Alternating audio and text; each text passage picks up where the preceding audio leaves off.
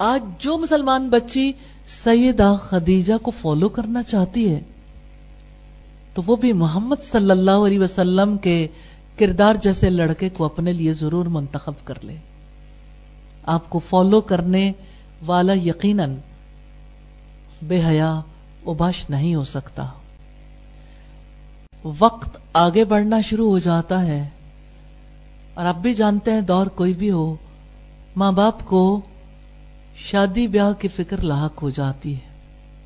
آپ صلی اللہ علیہ وسلم کا بھی وہ وقت آ گیا تھا جب آپ صلی اللہ علیہ وسلم کے لیے اللہ تعالی نے جس جوڑے کا انتخاب کیا تھا اس کو گھر لانے کا وقت آ گیا تھا. یہ موقع ہے سیدہ خدیجہ رضی اللہ تعالی عنہا سے شادی کا. سیدہ خدیجہ نہایت شریف بالغ النظر خاتون تھیں اور آپ صلی اللہ علیہ وسلم سے قصی بن کلاب تک پہنچ کے ان کا نسب بھی مل جاتا ہے اور اپنی قوم میں بہت ممتاز حیثیت رکھتی تھی. قبیلے کے لوگ ان سے نکاح کرنے کو ترستے تھے. زیرک تھیں اور بہت بڑی تاجرہ تھیں. اپنا تجارتی مال دے کر لوگوں کو روانہ کرتی تھیں اور جب منافع ہوتا تھا تو اس منافع میں لوگوں کو شریک کرتی تھی. انہیں نبی صلی اللہ علیہ وسلم کی دیانت، امانت، آپ کی سچائی اور آپ کی صاف شفاف طبیعت کا جب علم ہوا، آپ کے اخلاق و آداب کے بارے میں انہوں نے جانا تو آپ کو انہوں نے پیشکش کی کہ تجارتی سامان لے کر شام چلے جائیں. آپ کو دوسرے تاجروں کے مقابلے میں زیادہ حصہ دیا جائے گا. عجیب بات یہ ہے کہ آپ کے پاس ابھی پیغام نہیں آیا تھا سیدہ خدیجہ کی جانب سے. اس روز آپ اور آپ کے چچا مل کے مشورہ کر رہے تھے کہ بچے زیادہ ہیں اور ان کی پرورش کا بوجھ اتنا ہے کہ میں اکیلا نہیں اٹھا سکتا. تو نبی صلی اللہ علیہ وسلم نے انہیں مشورہ دیا کہ ایسا کرتے ہیں کہ اب کی بار میں بھی سامان تجارت لے کر جاؤں گا.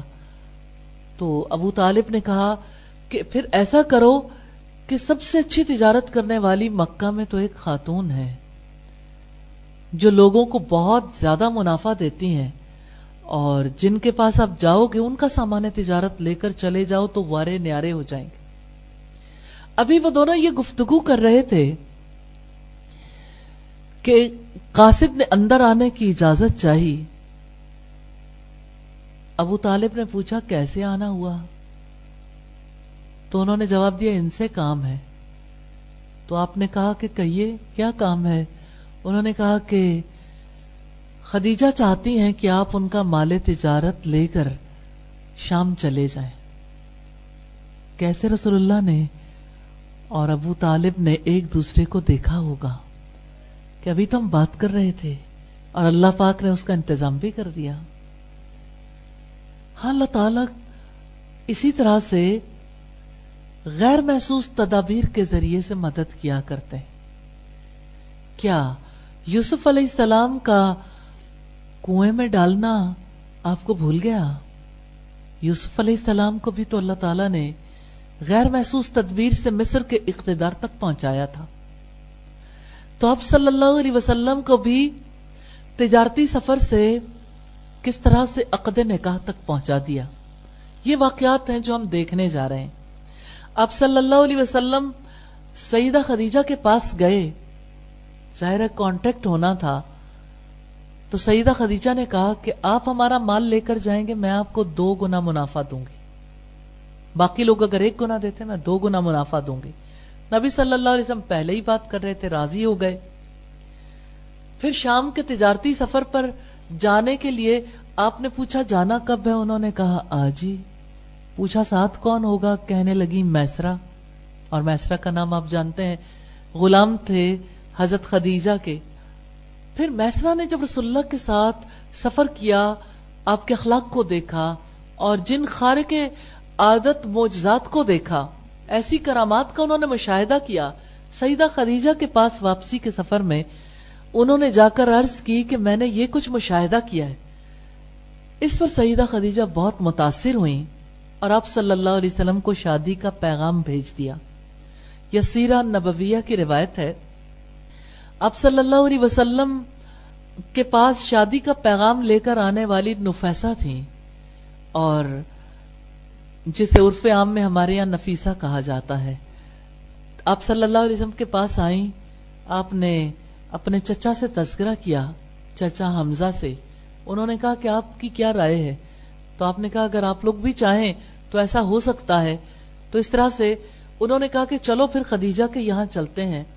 تو نبی صلی اللہ علیہ وسلم اور آپ کے چچا دونوں حضرت خدیجہ کے گھر چلے گئے. یوں یعنی یہ رشتہ اور یہ بات میچور ہونا شروع ہو گئی کہ آپ صلی اللہ علیہ وسلم نے پرپوز کیا سیدہ خدیجہ کو. اس میں کوئی شک نہیں کہ کوئی عورت بھی مرد کو پرپوز کر سکتی ہے، لڑکی میسج دے سکتی ہے، لیکن کردار سیدہ خدیجہ جیسا ہونا چاہیے. سیدہ خدیجہ نے کس طرح سے اپنی پاک دامنی کی حفاظت کی تھی اور کس طرح سے پیغام کسی اور کے ہاتھ بھیجا تھا اور باقاعدہ طور پر رشتہ طے ہوا تھا. وہ لمبی لمبی ملاقاتیں اور ساری ساری رات فون پر باتیں، اور پھر سیدہ خدیجہ کا حوالہ کہ سیدہ خدیجہ نے بھی تو خود پرپوز کیا تھا، تو ان میں کوئی مماثلت نہیں ہے.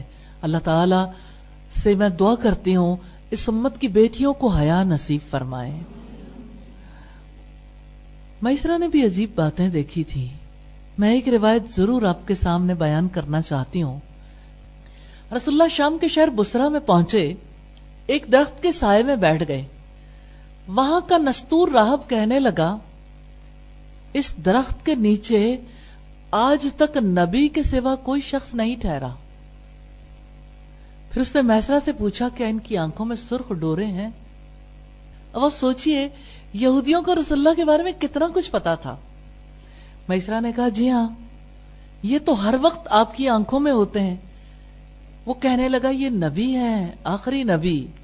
میسرہ دیکھتا تھا سخت دھوپ کے وقت دو فرشتے آپ کے سر پر سایہ کیے رہتے ہیں. ایک روایت میں جب آپ عین دوپہر کے وقت واپس مکہ پہنچے تو سیدہ خدیجہ نے خود اپنی آنکھوں سے یہ منظر دیکھا. اور یہ قصہ بھی روایت کیا جاتا ہے کہ رسول اللہ کا ایک آدمی کے ساتھ کسی سودے میں جھگڑا ہو گیا. اس نے کہا آپ لات اور عزا کی قسم کھائیں.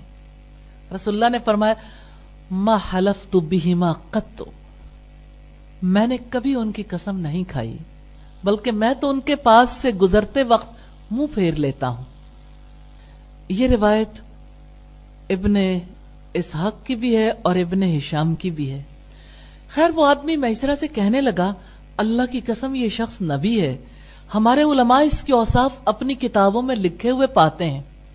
یہ بھی منقول ہے کہ رسول اللہ کو اس تجارتی سفر میں دوسرے لوگوں سے 2 گنا منافع ہوا، اور سیدہ خدیجہ نے آپ کو اپنے وعدے کے مطابق 2 گنا حصہ دیا، حالانکہ وعدہ عام تاجروں سے 2 گنا منافع کا تھا.